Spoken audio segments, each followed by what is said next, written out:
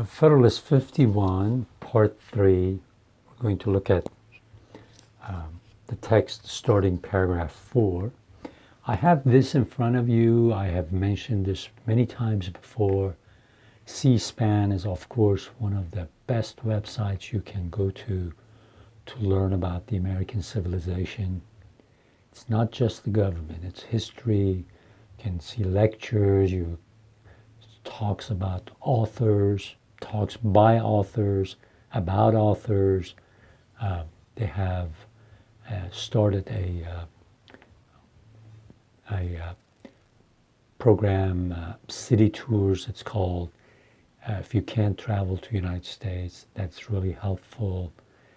What they call American artifacts, that's another extremely helpful thing for the ones that cannot travel to the United States. And book TV, American history TV, there's stuff about Supreme Court. So it's very, very helpful.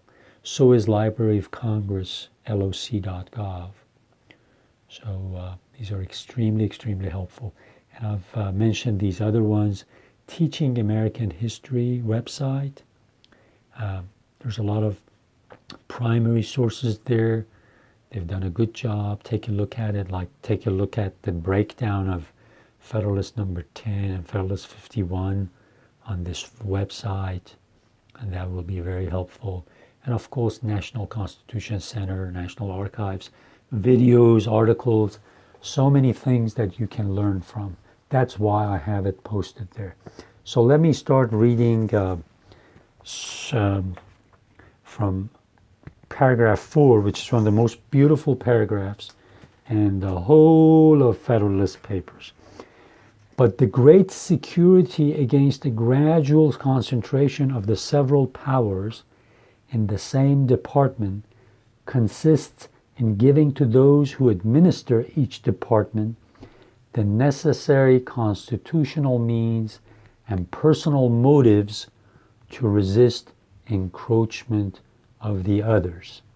Okay? It's very important to keep this line in mind because I'll come back and repeat it.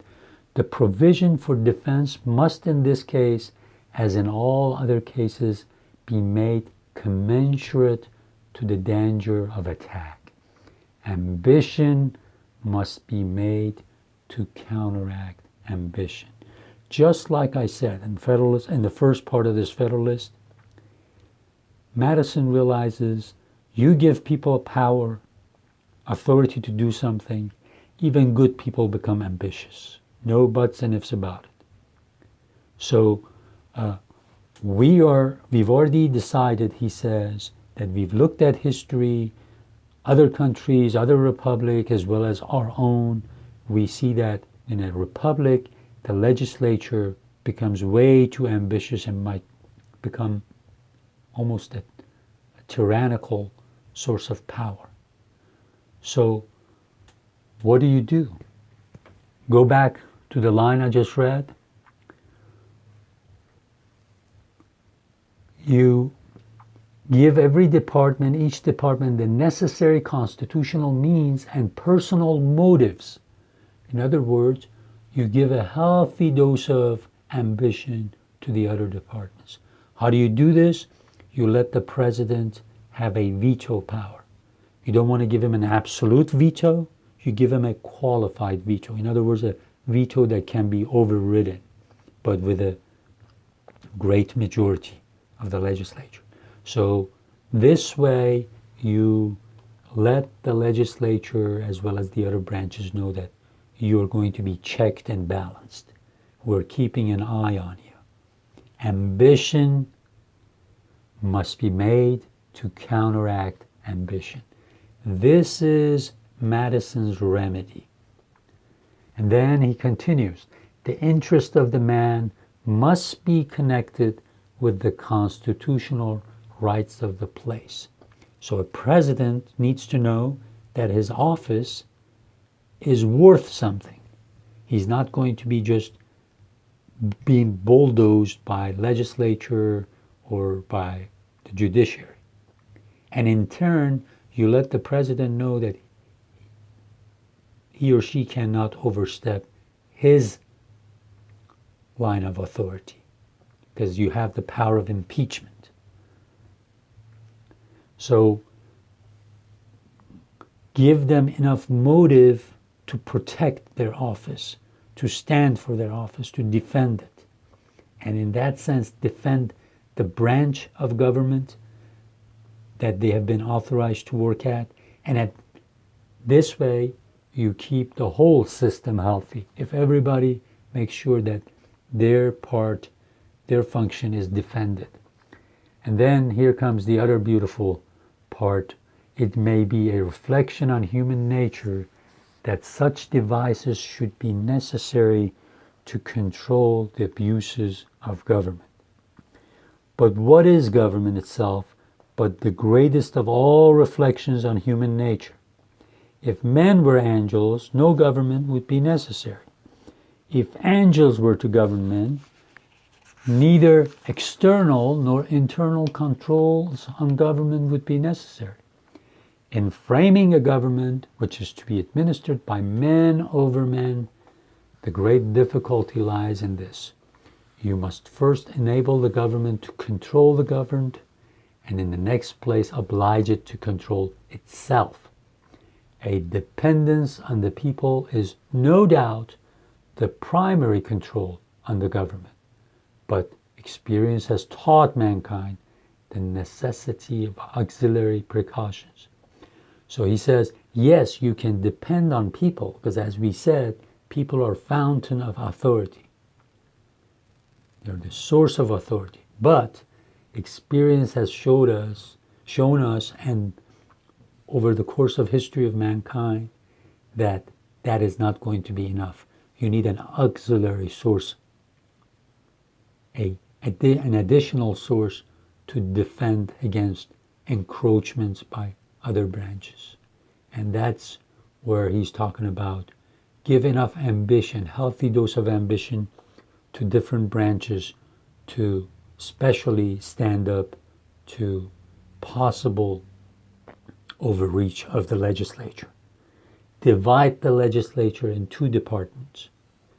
Make one of them more reflective of immediate needs of the people and the other one of the long-term needs of the people. That's the House of Representatives and the Senate.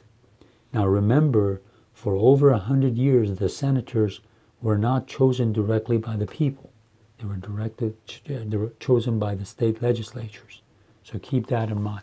So he says this way you create that checks and balance that's needed. The next paragraph, this policy of supplying by opposite and rival interests the defect of better motives might be traced through the whole system of human affairs, private as well as public. We see it particularly displayed in all the subordinate distributions of power, where the constant aim is to divide and arrange the several offices in such a manner as that each may be a check on the other, that the private interests of every individual may be a sentinel over the public rights. These inventions of prudence cannot be less requisite in the distribution of the supreme powers of state. So he says, keep that checks and balances in place. Don't take it for granted. Yes, people on a personal level might be good. The minute you give them power, chances are they're going to be ambitious, and they're going to work for what's best for their group, their immediate group, not for the best of the community. And in doing so, they might just crush your liberties. They might give the majority what they want, but the minority will be vulnerable. So we have to always think of creating a system that even if majorities form, they are not going to take away the liberties of the minority.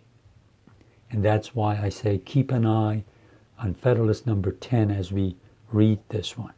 Because he doesn't mention it, but he says in Federalist number 10, we said extend the republic so that we have multiplicity of factions. He says factions are going to form, whether we like it or not. The trick is to make them so many factions that they keep each other checked and balanced. So always keep that in mind. We will continue with the next paragraph in the next video, but make sure please to look at these resources for reading of the Federalists. Take a look at teachingamericanhistory.org. But C-SPAN is a wonderful resource. LOC.gov and these other ones are excellent. You go to C-SPAN, check out their lectures in history, check out Book TV, check out important cases before the Supreme Court as you go along. And don't be intimidated. They'll have the transcript there. And if you learn a little bit at a time, before you know it, before a year or two, you'll be knowledgeable enough to sit and easily listen to these programs, and they will make much more sense to you. That's how I learned it. First time I read the Federalist Papers, it was really hard for me to go through every single one of them. But once I read the whole thing, it started making a little sense. Then when you read it again and you see what the philosophy of these founders was, you'll start appreciating it more and more.